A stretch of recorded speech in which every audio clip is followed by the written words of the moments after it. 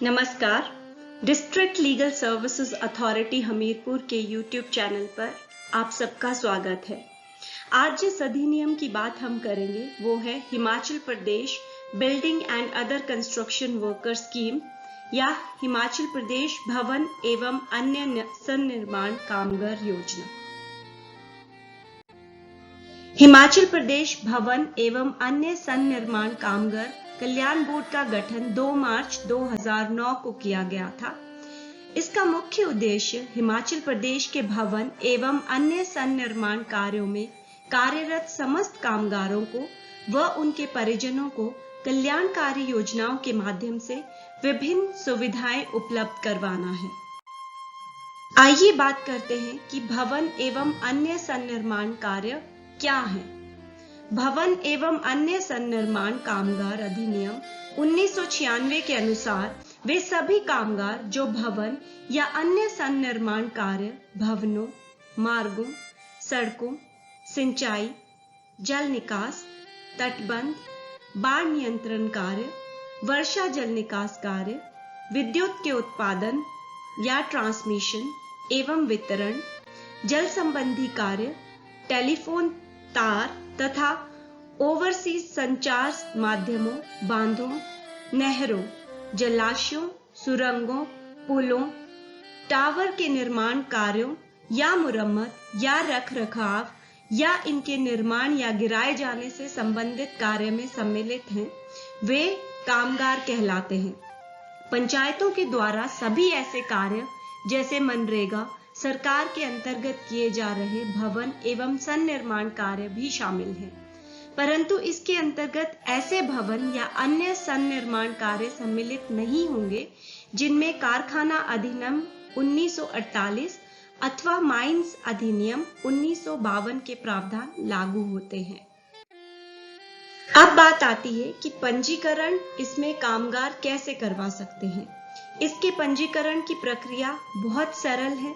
पंजीकरण के लिए कामगार की आयु 18 से 60 वर्ष के मध्य होनी चाहिए तथा उसने पिछले 12 माह में कम से कम 90 दिन तक उपरोक्त कार्यों पर कार्य किया होना चाहिए।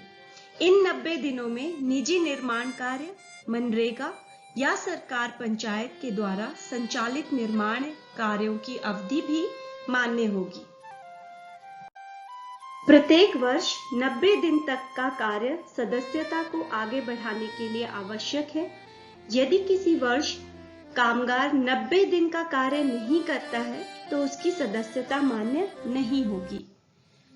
पंजीकरण करवाने के लिए कामगार को संबंधित श्रम अधिकारी के कार्यालय में 2 पासपोर्ट फोटो सहित आयु का प्रमाण पत्र देना होगा। आयु का प्रमाण पत्र के लिए स्कूल छोड़ने का प्रमाण पत्र, जन्म और मृत्यु रजिस्टर द्वारा जारी किया गया जन्म प्रमाण पत्र, ड्राइविंग लाइसेंस, वोटर कार्ड, आधार कार्ड व परिवार रजिस्टर की प्रति मान्य है। कामगार को आवेदन के साथ अपने ठेकेदार से एक मजदूरी पत्र या नियुक्ति पत्र हासिल करना होगा और उसमें यह स्पष्ट होना चाहिए कि यह व्यक्ति कामगार है तथा कार्य का पूर्ण ब्यौरा उसमें दिया होना चाहिए। यदि ऐसा प्रमाण पत्र उपलब्ध ना हो तो श्रम अधिकारी एवं श्रम निरीक्षक द्वारा आवश्यक सत्यापन की शर्त पर पंजीकृत निर्माण कामगार यूनियन द्वारा जारी किए गए प्रमाण पत्र पर भी विचार किया जा सकता है। पंजीकरण शुल्क मात्र 1 रुपये है जो एक बार ही देय है। बोर्ड का सदस्य लगातार बने रहने के लिए एवं योजनाओं का लाभ उठाने के लिए कामगार को 9 रुपए की दर से अंशदान जमा करवाना होगा जो पंजीकरण की तिथि से 3 वर्षों के लिए मान्य होगा। अगले 3 वर्षों के लिए नवीनीकरण शुल्क केवल 15 रुपए देना होगा व प्रत्येक वर्ष 90 दिन की मजदूरी पर्ची श्रम कार्यालय में जमा कराई होनी चाहिए जो कि आपकी सदस्यता को जीवित रखने के लिए आवश्यक है। बोर्ड में पंजीकृत श्रमिक कामगारों जिन्होंने पिछले 12 माह में कम से कम 90 दिन तक कोई भवन या अन्य निर्माण कार्य किया हो उनके लिए विभिन्न कल्याणकारी योजनाएं भी विभाग द्वारा चलाई गई हैं। इसमें शादी हेतु वित्तीय सहायता का प्रावधान है। यदि कामगार की सदस्यता 2 माह की है और वो अविवाहित है तो वो स्वयं के विवाह के लिए 35,000 रुपए ले सकता है। यदि लाभार्थी विवाहित है तो उसके 2 बच्चों के विवाह हेतु 35,000 रुपए प्रति बच्चा देने का प्रावधान इस अधिनियम में है। मातृत्व पितृत्व प्रसुविधा, इसके लिए भी 2 माह की सदस्यता आवश्यक है। पंजीकृत महिला लाभार्थी को प्रसव अवधि के समय अथवा बच्चे के जन्म पर 25,000 रुपए दिए जाएंगे। पंजीकृत महिला को 2 प्रसवों तक समय समय पर प्रचलित न्यूनतम मजदूरी की दर से 90 दिन से 26 सप्ताह तक के लिए मातृत्व अवकाश दिया जाएगा। यदि पंजीकृत कामगार की पत्नी है तो उसके 2 प्रसवों तक 6,000 रुपए प्रति प्रसव उसे अदा किया जाएगा। शिक्षा हेतु वित्तीय सहायता का भी प्रावधान इस स्कीम में किया गया है और इसके लिए भी 2 माह की सदस्यता अनिवार्य है। यदि पंजीकृत कामगार के 2 बच्चे हैं तो पहली कक्षा से 8वीं कक्षा तक लड़की के लिए 7,000 रुपए और लड़के के लिए 3,000 रुपए दिए जाएंगे। इसी तरह 9वीं से 12वीं कक्षा के लिए 10,000 रुपए बालिका को व 6,000 रुपए बालक को दिए जाएंगे। यदि बच्चे ग्रेजुएशन कर रहे हैं, बीए, बीएससी, बीकॉम, बीबीए इत्यादि, तो बालिका को 15,000 रुपए और बालक के लिए 10,000 रुपए देने का प्रावधान है। यदि पंजीकृत सदस्य के बच्चे पोस्ट ग्रेजुएशन करते हैं तो लड़की के लिए 20,000 रुपए और लड़के के लिए 15,000 रुपए देय होंगे।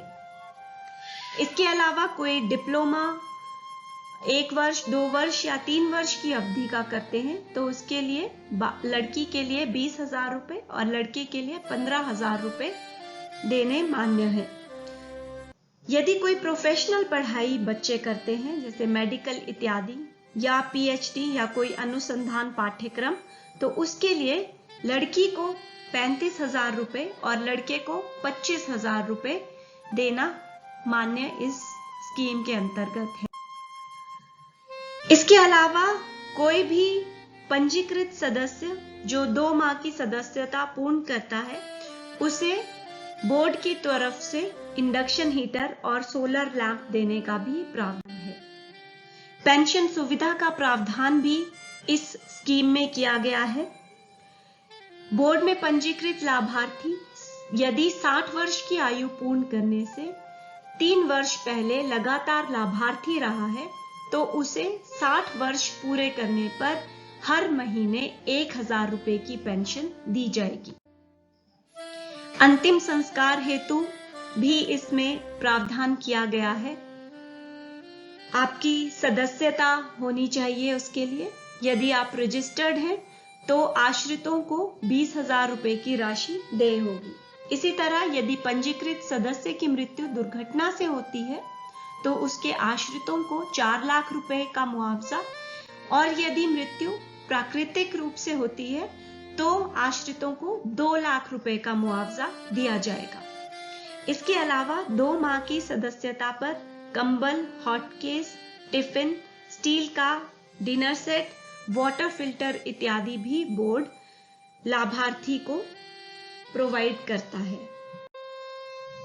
चिकित्सक सहायता का भी इस स्कीम में प्रावधान किया गया है।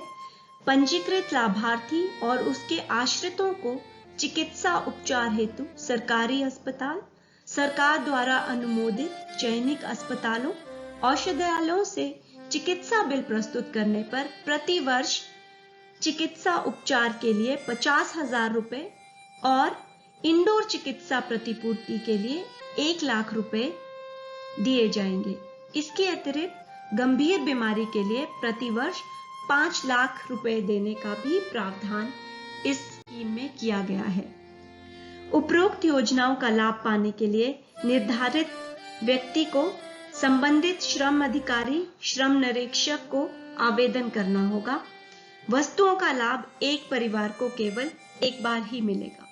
धन्यवाद।